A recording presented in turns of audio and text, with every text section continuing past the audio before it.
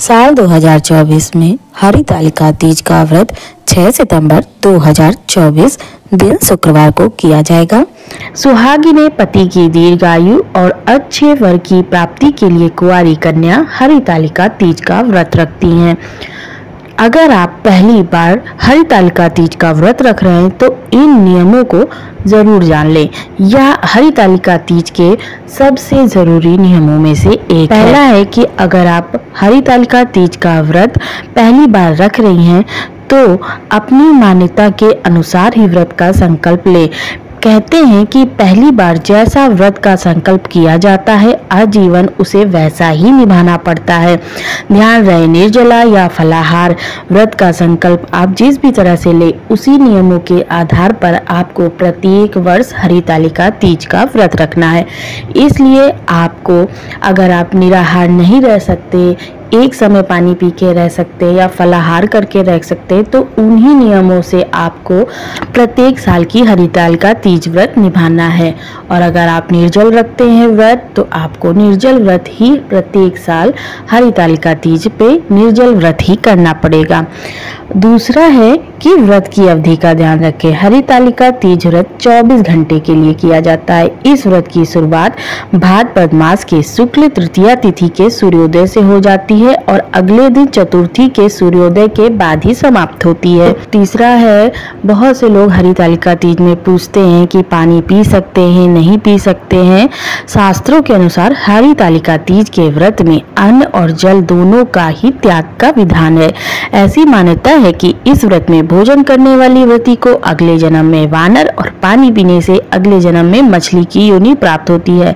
इसलिए अगर आप सक्षम हो तो निर्जल व्रत ही रखना उत्तम होता है। अगर हरितालिका तीज के समय महिलाओं के पीरियड्स हो जाए तो उन महिलाओं को दूर से ही भगवान की कथा सुन लेनी चाहिए। भगवान को नहीं छूना चाहिए, ना ही पूजा की किसी वस्तु को। और व्रत का पारण अगले दिन 19 तारीख को करें। बाद एक जरूरी नियम कि अगर आपने हरितालिका तीज का व्रत एक बार कर लिया तो यह व्रत बीच में कभी नहीं छोड़ा जा सकता। आपको अपने पूरे जीवन काल इस व्रत को निभाना पड़ेगा।